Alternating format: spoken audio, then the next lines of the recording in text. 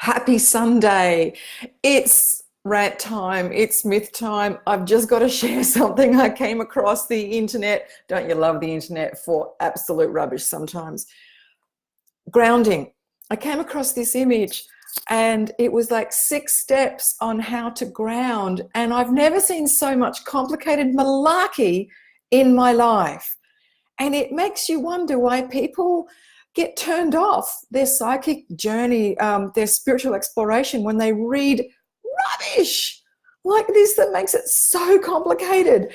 So I've just got to share. And also, while we're sharing, if you've run across any complicated, fiddly, silly stuff in your journey, and I bet there's a ton, feel free to share with me in the comments below, because over in the Psychic Academy, which is my little membership group, we've been going to town on this. And some of the stuff has just made it boggles my mind. Oh, Suzanne, hello, thank you. This is my myth bust, and you know I love to myth bust because sometimes people make it so complicated. Psychic ability, mediumship, spiritual growth is not, it's very simple. And when we take all the trappings away, the truth is just so easy. And, you know, I understand if you believe this. Like, I've got to tell you this. I was chatting to one of my VIP students about myths and the stuff that she'd come across, you know, in her time. And she's been doing this for about 20 odd years. And she's shared the best one. And the best one was, you can't wear jeans if you do psychic readings. What do you think of that? You can't wear jeans. Hi, thank you for everyone here who's just joined me. You can't wear jeans. And I said, oh, this is fantastic. You know, obviously I'm going to be kicked out of psychic, you know, the halls of psychic world for wearing jeans. I said, well, do you know why? Did your teachers ever tell you why jeans weren't a good idea? You know, because maybe there's something in it. Maybe there's something we can learn. And she said, yeah, exactly. I'm out too. Like, we're all out with jeans. And she said her teacher said that it stops the flow of energy. And I thought, well, okay, what about yoga pants? I mean, it doesn't make sense. It's not the flow of energy around your body that matters. It's the flow of energy in your aura, your energy field. And no pair of jeans, no matter how stretchy or how tight, are going to stop your flow of energy. What do you think of that? I just love this. What about PJ pads? Exactly. What about yoga mat? No. All right.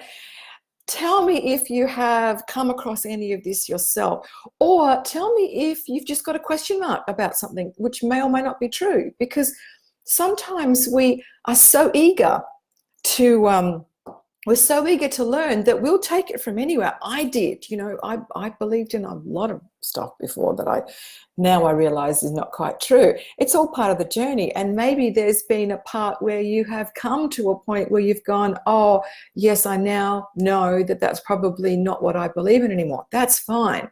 But not wearing jeans? I don't get that. That doesn't even make sense. So here's the thing I found the other day. Hi from Hawaii. You mean it's not your vajayjay? Bev. I'm not sure. It might have something to do with chakras, but I don't do a lot of stuff with chakras and psychic work. I seem to be doing fine without including my chakras, but a lot of people do. So speaking of chakras, I've just got to share this image. Now, I don't know if you can see it very well, but it is a very complicated post on how to ground. And I'm going to read it to you because it is just, if you can do all this, good on you, but you don't need to. First one, keep your feet flat on the floor, close your eyes, sit up straight, relaxed in your seat, rest your palms gently on your lap facing up. Okay, fair enough. Number 2, affix a grounding cord from your first chakra located at the base of your spine, and let the cord drop effortlessly to the center of the earth. Don't try to find the center of the earth because that'll do your head in. Your higher self knows where it is. Okay, fair enough. Step 3, your grounding cord should be as big around your body and fit snug to your hips like yoga pants. Check that it's on release. So your grounding cord now has a switch, right? So you're still with me? Thick around your waist, center of the earth, drop it round, feet down, palms flat on the floor. deep breath, sitting down, right? Got all that? These are the, check that it's on release and watch as all tension, doubt, and self-sabotage, stress, anger, and fear leaves your body through the cord. Wonderful. These are lower vibration energies, and your grounding cord will drain out energy and program that's not your own. Awesome. Step 4, travel up and down your entire grounding cord and check for tears, holes, weak spots. Now, I'm busy with my feet on the floor, breathing, eyes closed, palms down, not wearing jeans, making sure my cord's around my waist and it's thick and tight and snug, and doing all this, and now I'm checking it for holes, right? It gets better. Bolster it where it feels necessary. Number 5, this is my best part. Travel up. Write your name and date on the grounding cord. This anchors it and helps it to reinforce its presence and guidance. Step 6, final step, change your grounding cord whenever it feels old or not draining out quickly enough. Now, I don't know about you, but I'm exhausted after all of that. Really? Does it have to be? Yeah, exactly. Who makes this up? I don't know who makes it up, but it's not necessary. Could you have all of those steps in your head and then try and ground? I don't know, maybe you're smarter than me. I couldn't. I'd be so worried about not getting it right. 6 steps, I would probably have to race off to my teacher and make sure I did it right, whereas grounding is natural. It's an instinctive function. What if you needed to ground and you're in the middle of a train, or you're in a busy, like I get really flustered by crowds at train stations, and you're underground. What if you're jammed up against people? You can't sit down and put your palms down and get your cord and blah, blah, blah, and find the center of the earth. You're probably halfway down there if you're in one of the train stations in Sydney. No, like grounding is instant. We can do it with a thought. It's the intention that we have. That's all. We just send our intention to breathe out and let it go. Yes, I love the idea of a cord if it helps, but all this malarkey, it doesn't make sense. Spiritual work is instinctive. It's natural. It's hardwired in us anyway. We know how to ground. The animals do. They lie down on the grass. Bruce rolls around on the carpet. We know how to do that. Yeah, so Sarah says, so putting my feet outside on the ground isn't doing it? Apparently not. You got to wrap your cord around your waist and write your name on it. This kind of stuff just does my mind in. Okay, so, then if you're wearing jeans, forget it, right? So I just want to say, I'm having a bit of a laugh here, obviously, and I'm poking fun, but the reason why I do it is because I care so much about your growth, and I don't want you to get this crap in there, because it's a lot simpler than that.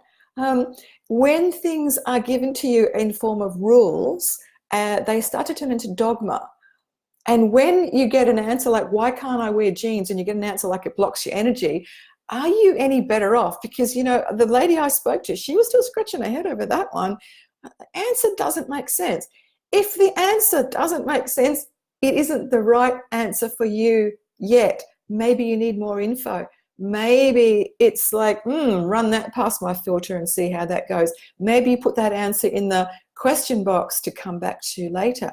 But it doesn't mean just because a teacher tells you it's, come from God. No, please examine all this in the first place. No, Angel says, I have to be honest, I can't do that sort of grounding. No, neither can I, my darling. I can't. It's too hard work. I'd forget what I have to do halfway through. Yes, Donna said, people have said no alcohol, coffee, pop, tea, if you are truly spiritual. Well, that counts me out, because I have a wicked hangover from last night. And, I'm not wearing jeans, but I love my coffee too. So this is kind of stuff that excludes you rather than includes you. And spiritual work should be inclusive, don't you think? It should be embracing. You should be able to feel like you can join this. It's not a special people's group. You can be part of it too, in your own way. So I just thought I'd share that. Have a bit of a laugh. If you find anything like this, please do send it to me, because I think I think I want to make a collection. Okay, if you find anything, I mean, I'm not having a go at whoever wrote this. I'm sure it was genuinely intended, and I'm sure they absolutely wanted to help. But it's a lovely exercise in our own discernment, don't you think? So I hope that's brightened up your day and you've had a bit of a chuckle. Love to hear what your comments are as we go on. And wine right now, absolutely. I will speak to you very, very soon. Have a lovely day.